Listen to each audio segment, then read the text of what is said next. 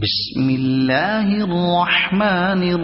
الرحيم يسألونك عن الشهر الحرام قتال فيه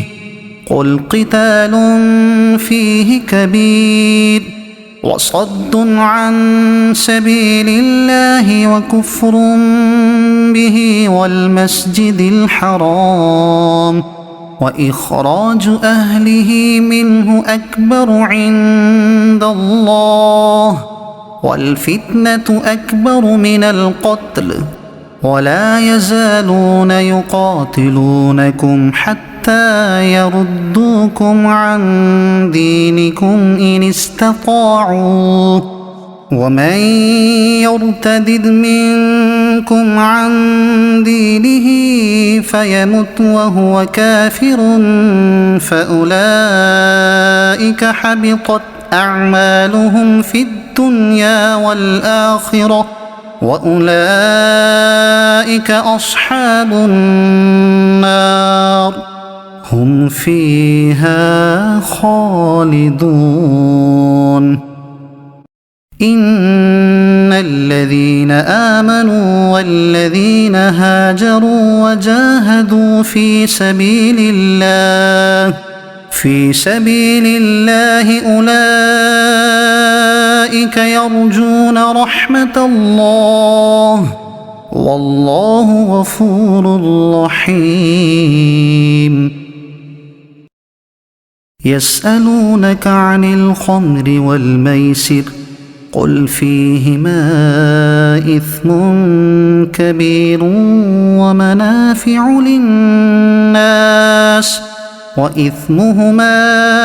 أكبر من نفعهما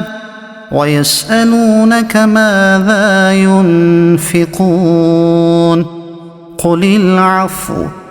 كذلك يبين الله لكم الآيات لعلكم تتفكرون في الدنيا والآخرة ويسألونك عن اليتامى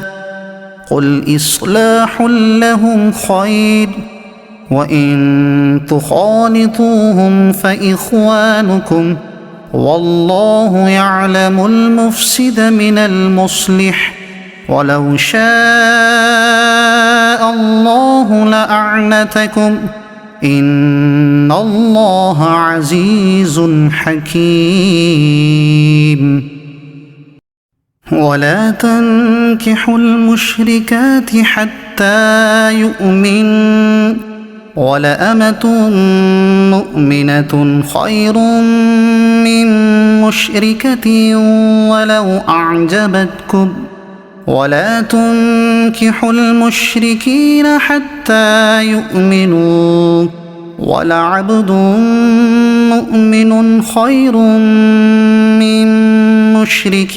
ولو أعجبكم أولئك يدعون إلى النار